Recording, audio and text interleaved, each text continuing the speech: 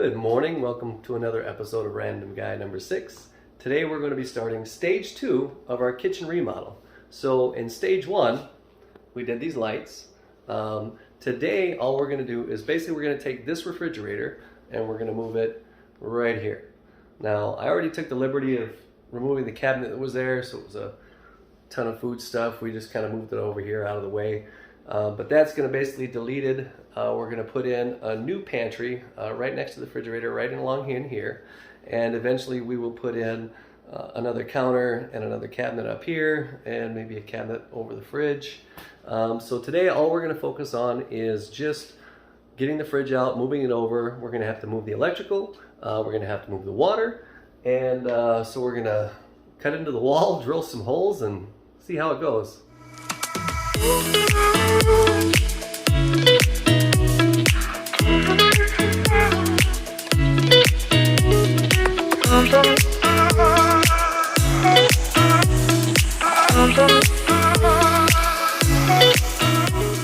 Here's what it looks like behind the fridge, and that we need to get over here-ish, and that needs to come in this general vicinity. So basically what I'm going to need to do here is I am going to try and see if I can just fish this wire all the way down to this hole. And I need to basically cut a strip of drywall out all along here, all the way over, so that I can drill holes through the wall and run the new water line and the new electrical cable. So I'm going to attempt to just cut this one strip out and fish this line down here and shoot it over that way. We'll see how it goes.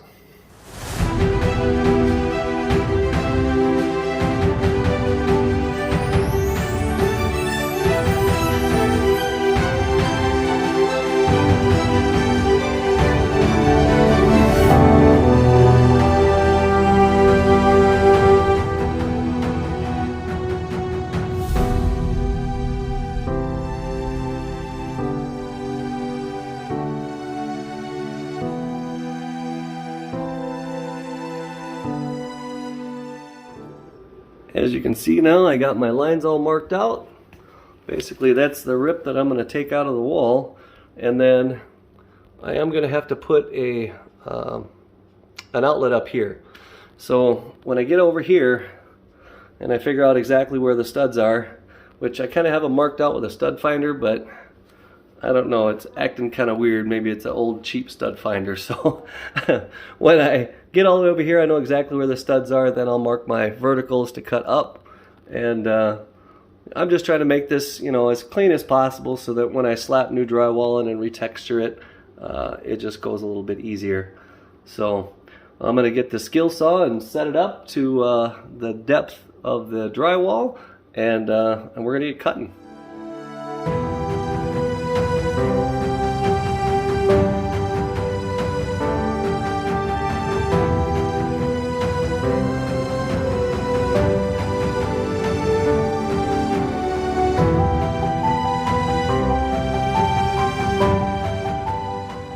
Okay, you can see my cuts are all made. Now basically all I'm going to do is just beat this out with a hammer and bust it all off. Now in some instances you might be able to actually, you know, use like a magnet and find the screws and unscrew them, and you can do that if you want. It's not super difficult. My problem is they use nails. So if you're a contractor who built your house, use nails. You just got to rip it off, slap a new piece in, retexture it. It's a little bit longer, a little bit more of a pain, but it is what it is. It's what we have to deal with. So I'm going to start beating this thing out.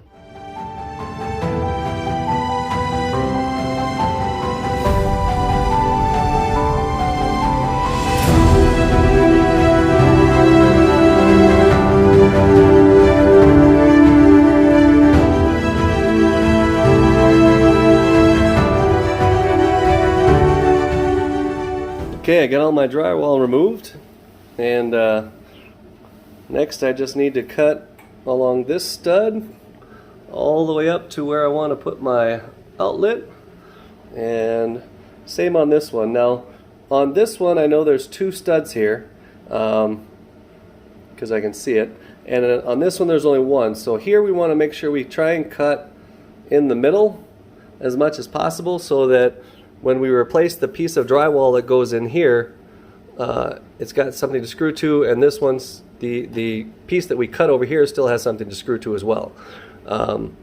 So I'm going to go ahead and make some lines, make some cuts, and get the last piece of drywall out. I forgot to turn the camera on when I actually cut this chunk out, but as you can see, that's pretty much cut how it needs to be. Now I was going to put the box basically here, but obviously this is in the way, so it is what it is. We're just going to butt it up to the bottom of this. Now I do have one other kind of monkey wrench here, and that is this piece of wood. Now it's just a 1-inch piece, and I assume that they put these in crossways or something, maybe to attach the cabinets to, but it's in my way, so I'm gonna cut this little chunk out because I need to drill holes through these studs to run the wiring and the tubing. So I'm gonna cut that out, start drilling some holes, and see how it comes. These ones are going to be the fun ones, drilling all through that. Now I am going to make 2 separate holes, one for the electrical and one for the water. So they'll be separate and their own thing.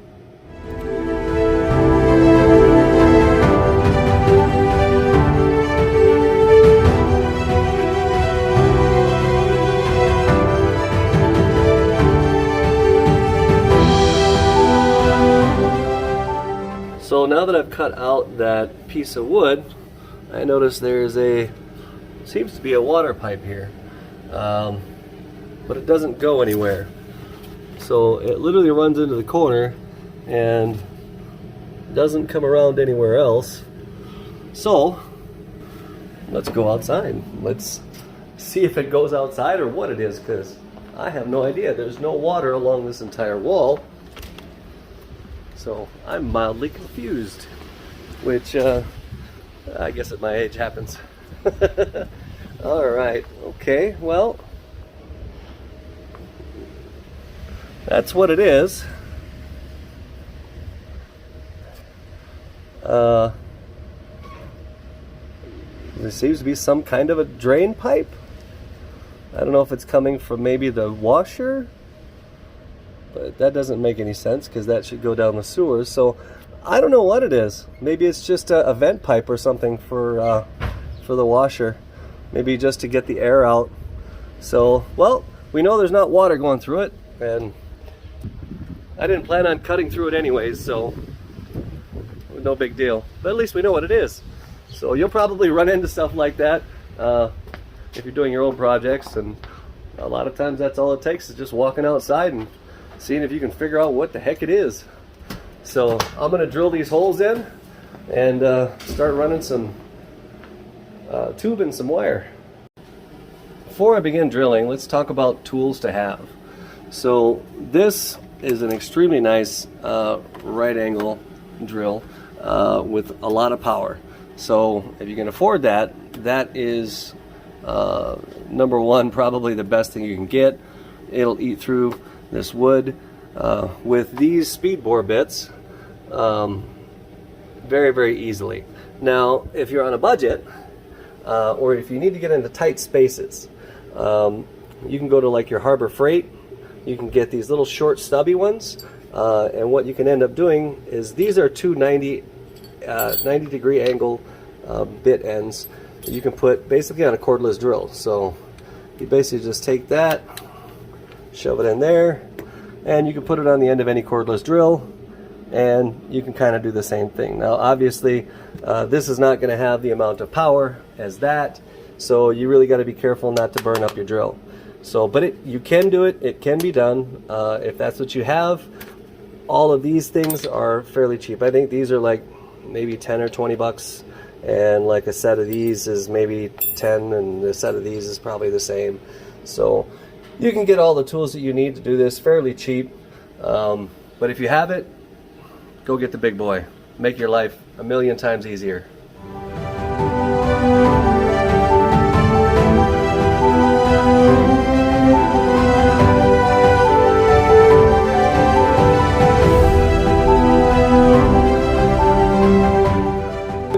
side note here. If you see you run into an area where your stud is longer than your drill bit. What's nice about these is they have a squared end. So with that, you can literally just take any drill bit chuck and basically I can stick this in the end of this, jam this in the end of this, and that'll give me the length to push the rest of the way through. So, and also, as you can see, I haven't drilled the corner yet.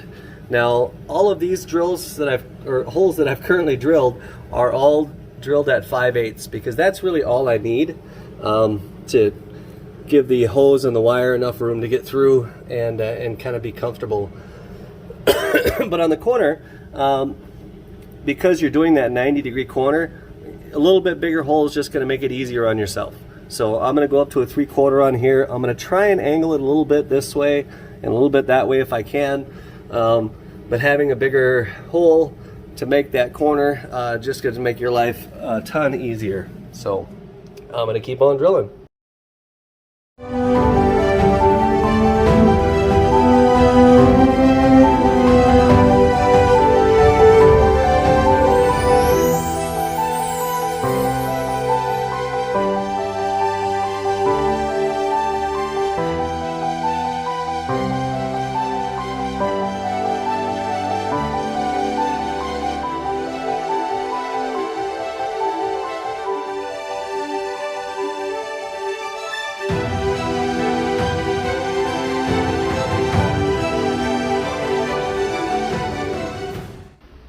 So I'm done with all the cutting and everything inside.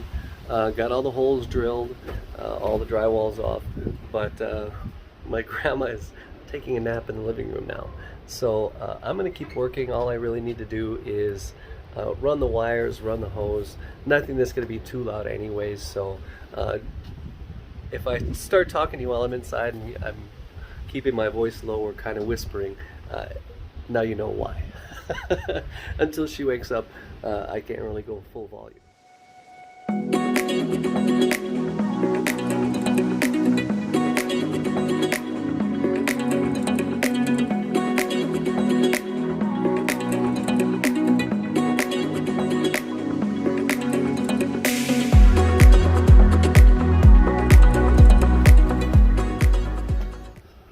Okay, so you can see I've got this out.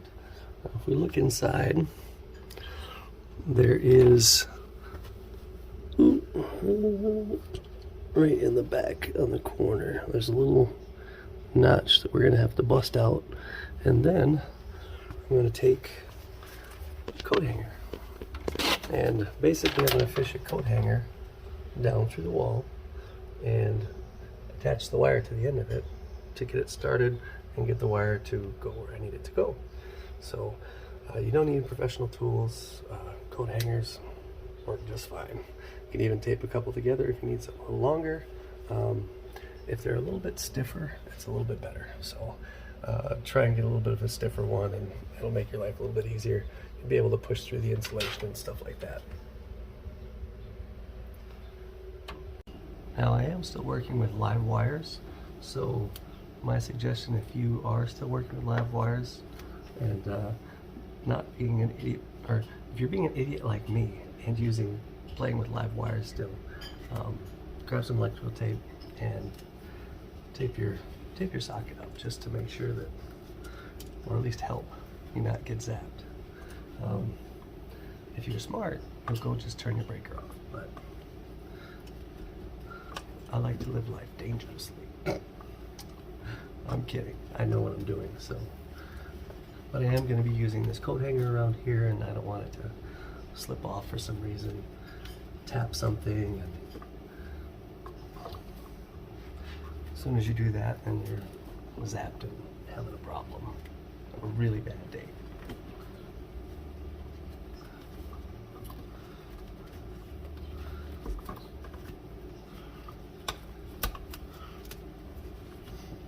You could also disconnect this and just cap off the wires. That is another option, but this is far enough out of my way.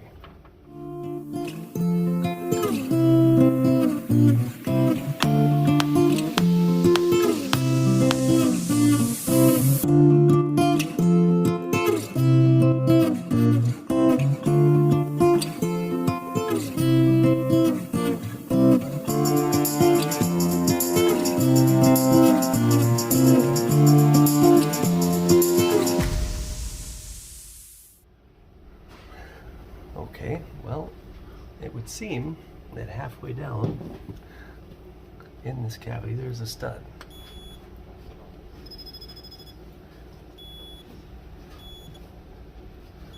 So right there,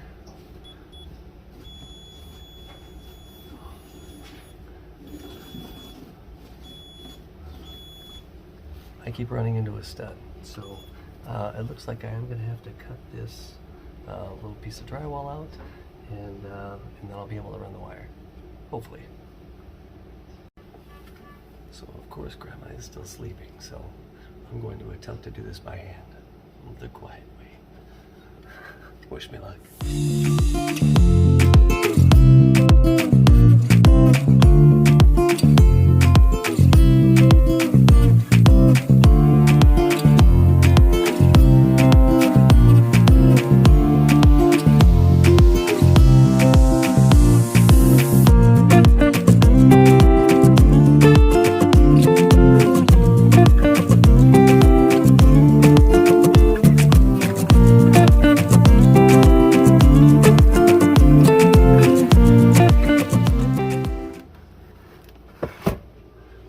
So here is the culprit.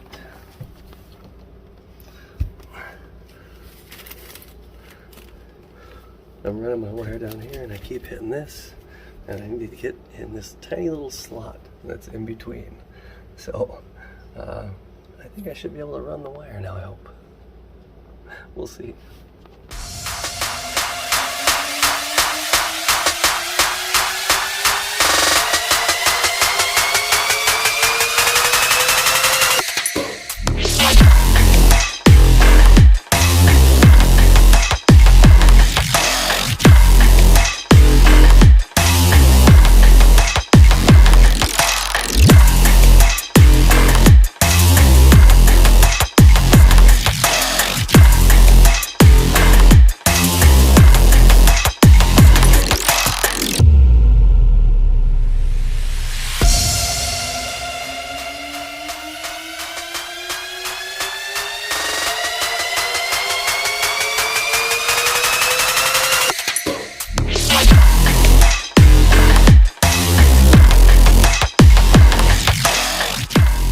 Now you can see that I've got my hose ran through the wall and I've got my power ran through the wall all the way through.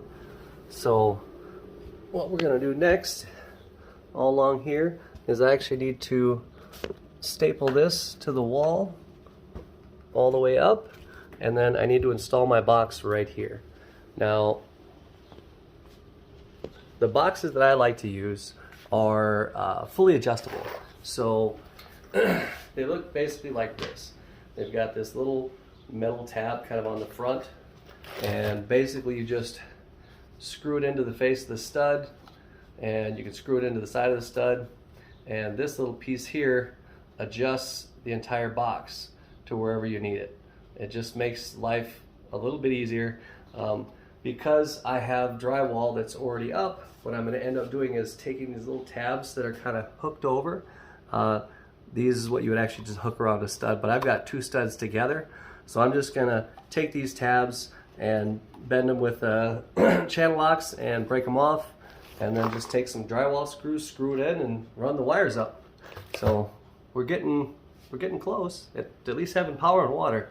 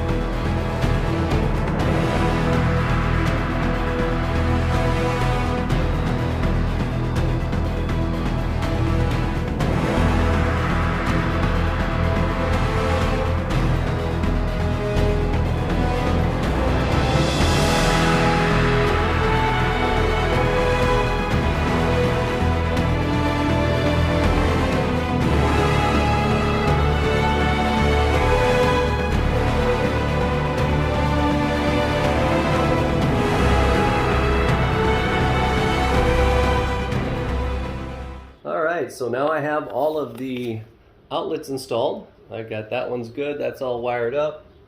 The one back there is all wired up. And if you ever want a good tool to buy, like for electrical work, this is the one. It is made by Gardner Bender. And these big teeth here strip off the outer casing of the wires, and then obviously the small ones strip off the inner casing. Added bonus with this one is it actually has this neat little feature on it where you just push this button, and when you get close to power,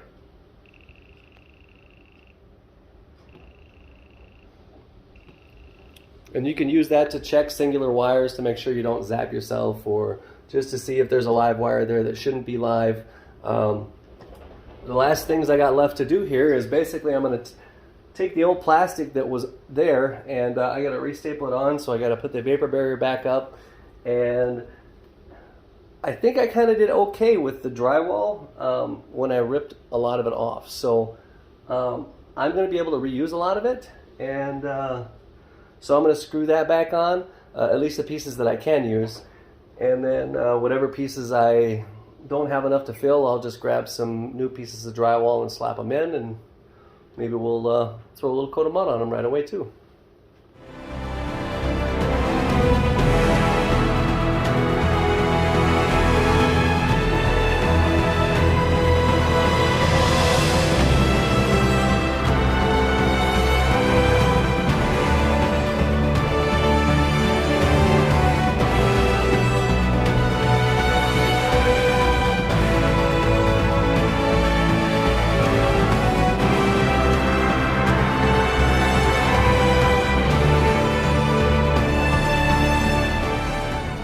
So the battery died in my speed up motion camera, so this is what I've actually got done now. I got this much drywall put back on all the way over to here and up through there. So I just got to slap that one piece in there, which I already cut, which is right there, and then put some tape on it, put some mud on it, and that'll probably be the end of this one for today, until I can get back and finish up the texturing and stuff and figure out what we're going to paint the walls and all that kind of good stuff. So I just wanted to let you know that was what happened. I'll get this camera set up to do the speed up motion.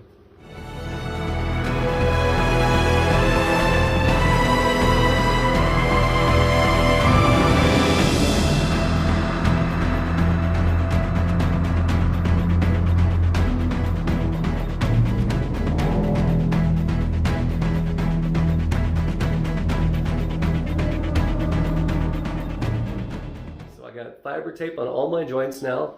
I'm going to go ahead and mix up some mud, slap some mud in all the joints, screw the plug in, and I think that's going to be it for today.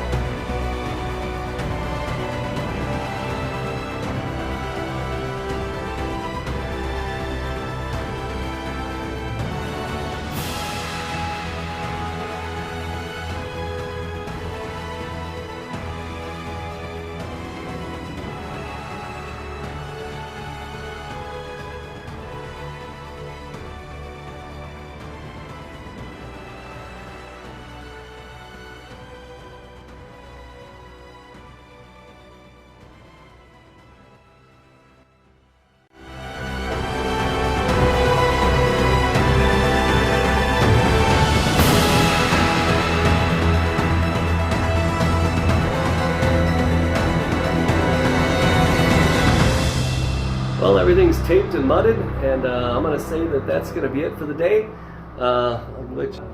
So, everything's kind of put back together, the water's ran, fridge is hooked up, and moved into its new home. So again, we'll probably end up putting like a little pantry right here. Garbage will probably go under here. Put in a new cabinet here. Put in a new cabinet up here. And we're going to be refacing pretty much every cabinet in the kitchen. So keep watching and stay tuned for all the rest of those. And I guess I'll see you soon.